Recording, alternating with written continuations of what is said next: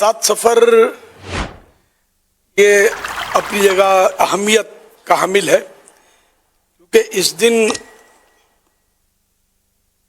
حضرت سیدنا عمار بن یاسر رضی اللہ عنہ، جس کو اعلیٰ حضرت نے السید ابن السید، سردار ابن سردار لکھا ہے، سردار ابن سردار عمار بن یاسر، اور آپ صحابی ابن صحابی تھے اور بڑا مظلوم خاندان تھا یہ صحابہ کرام علیہم رضوان کا، اور ان پر کفار نے بڑے مظالم توڑے۔ تو ان کے بارے میں کچھ میں عرض کرنے کی کوشش کروں گا۔ ایک بار حضرت سیدنا عمار بن یاسر رضی اللہ عنہما کہ کچھ لوگ گرد حلقہ بنائے بیٹھے تھے کہ بیماری کا تذکرہ ہوا، تو ایک دیہاتی نے فخریہ انداز میں کہا میں تو کبھی بیمار نہیں ہوا۔ یہ سنتے ہی آپ رضی اللہ عنہ نے فرمایا تو ہم میں سے نہیں ہے، کیونکہ کامل ایمان والے کو، جس کا ایمان کمپلیٹ ہو، کامل ایمان والے کو مصیبتوں کے ذریعے آزمایا جاتا ہے، اور اس کے گناہ اس طرح گرتے ہیں جس طرح درخت کے پتے جھڑتے ہیں۔ حوالہ شعب الایمان جلد 7 صفحہ 178، حدیث نمبر 9913۔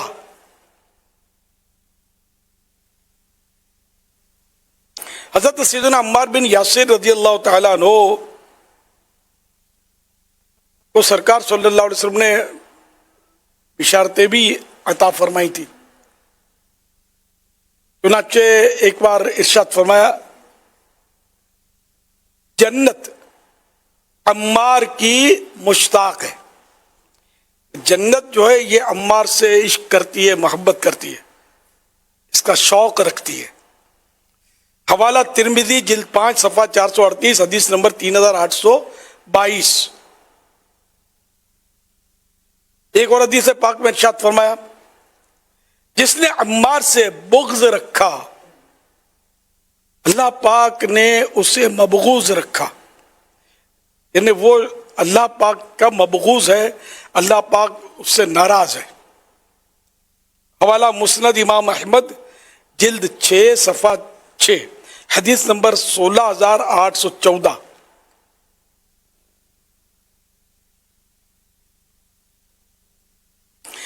ایک بار حضرت سیدنا عمار بن یاسر رضی اللہ عنہما کی شان عظمت نشان کا یوں ذکر فرمایا کتنے ہی ایسے کمبل پوش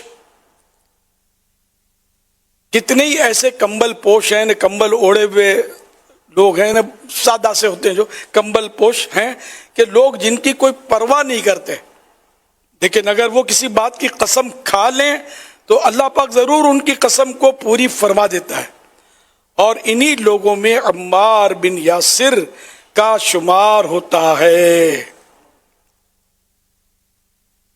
معجم اوسط جلد 4 صفحہ 194، حدیث نمبر 5686۔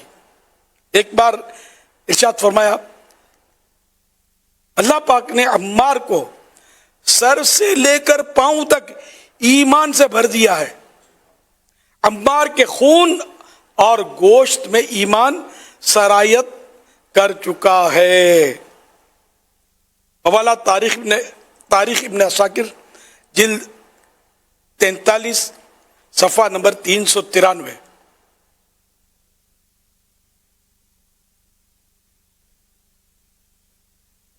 بہت پہلے میں نے ایک شعر لکھا تھا، وہ کسی کلام میں، وسائل بخشش میں، وہ شعر آج مجھے یاد آیا تو میں نے وہ بھول گیا تھا، پورا یاد نہیں تھا، منگوایا میں نے، تو ان کے صدقے دعا مانگی ہے میں نے۔ استقامت دین پر مجھ کو عطا فرمائیے، استقامت دین پر مجھ کو عطا فرمائیے، یا رسول اللہ برائے آل یاسر یا نبی، یا رسول اللہ برائے آل یاسر یا نبی صلی اللہ علیہ وآلہ وسلم۔ صلو علی الحبیب صلی اللہ علی محمد. اچھا آج 7 تاریخ حضرت سیدنا یاسر عمار بن یاسر رضی اللہ عنہما کا بھی عرس شریف اور حضرت بہاؤالدین زکریا ملتانی رحمۃ اللہ علیہ اور پیر پٹھان رحمۃ اللہ علیہ، ان دونوں بزرگوں کا بھی 7 تاریخ کو عرس ہوتا ہے، 7 صفر کو. تو یوں 7 صفر جو ہے یہ بڑا ماشاءاللہ مبارک دن ہے، اور اس نے اپنے اندر کیسی کیسی برکتوں کو سمویا ہوا ہے. اللہ اس کی برکت سے، ان بزرگوں کی برکتوں سے، اور خصوصاً صحابی ابن صحابی حضرت عمار رضی اللہ تعالیٰ عنہ کے طفیل ہماری بے حساب مغفرت فرمائے، اور ہمیں ان کے صدقے میں بے حساب جنت میں داخلہ نصیب کر دے. آمین. بجاہ خاتم النبیین صلی اللہ تعالی علیہ وآلہ وسلم. صلو علی الحبیب صلی اللہ علی محمد. تمام عاشقان رسول کو 1500واں جشن ولادت مبارک ہو.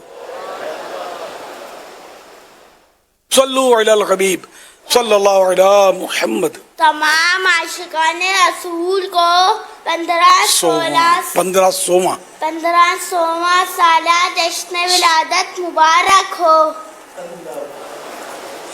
ماشاءاللہ. ادھر آ جاؤ، غلط گڑبڑ ہو گئی. 1500واں جشن ولادت، تمام عاشقان رسول کو 1500واں جشن ولادت مبارک ہو. تمام عاشقان رسول کو 1500واں جشن ولادت مبارک ہو. خیر مبارک. صلو علی الحبیب صلی اللہ تعالی علی محمد. ماشاءاللہ نشتر پارک میں کل اجتماعی میلاد ہوگا، اور عاشقان رسول ابھی سے جمع ہو گئے، ابھی خیر آئے ہیں مدنی مذاکرے کے لیے.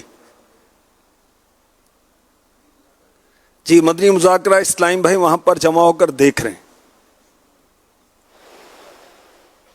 ماشاءاللہ. وہ شاید انتظامات وغیرہ کر رہے ہوں گے، ابھی جا کے وہاں بیٹھ نہیں گئے ہوں گے، دن کو دھوپ آئے گی. جی جی سیدی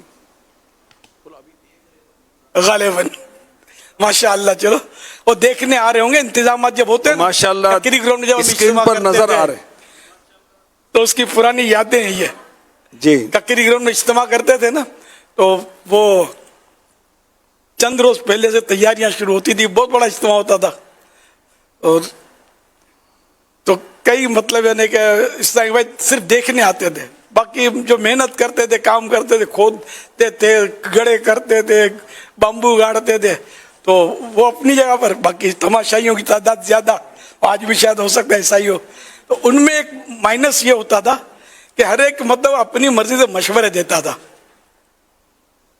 کہ یوں کر لو، یہ بانس یہاں گاڑو، یہ کھڈا یہاں نہیں کھودنا تھا، آپ نے یہاں کھودنا تھا. تو باپو شریف رحمۃ اللہ علیہ پیش ہوتے تھے وہاں کام کرنے میں، مینیج کرنے میں. تو مجھے وہ چٹکلا یاد ہے، ایک بار باپو شریف وہ وہاں سے نکل گئے، مطلب بولے یار میں تو بھاگ کے آ گیا ہوں، یار یہ مشیر میرا پیچھا نہیں چھوڑتے، یوں کر لو یوں کر لو، یہ لائن ادھر ہونی چاہیے. اور خود ان کو 2 پھاوڑا یا تھوڑا تو پتا چلے کیسے ہوتا ہے کام. تو یہ مجھے یوں یاد آ گیا، میری نیت یہ تھی کہ اتنے سارے جمع ہوئے نا، تو مہربانی کر کے جو کام کر رہے ہو نا تو مشورے مت دینا جب تک آپ سے مانگے نہیں کہ کیا کرنا ہے. یہ اپنے سے زیادہ سمجھتے ہوتے ہیں کھڈا کہاں کھودنا ہے، کیل کہاں گاڑنا ہے، بامبو کہاں مطلب جمانا ہے، کنات کہاں باندھنی ہے. تو اپنے کو مشورے نہیں دینے، خالی آپ دیکھیں، ان کے لیے دعائیں کریں، اور اگر ضرورت ہو تو ہاتھ بٹائیں. سب مل کے بھی ہاتھ بٹائیں گے تو پھر کچھ کا کچھ ہو جائے گا. معافی چاہتا ہوں. صلو علی الحبیب صلی اللہ علی محمد.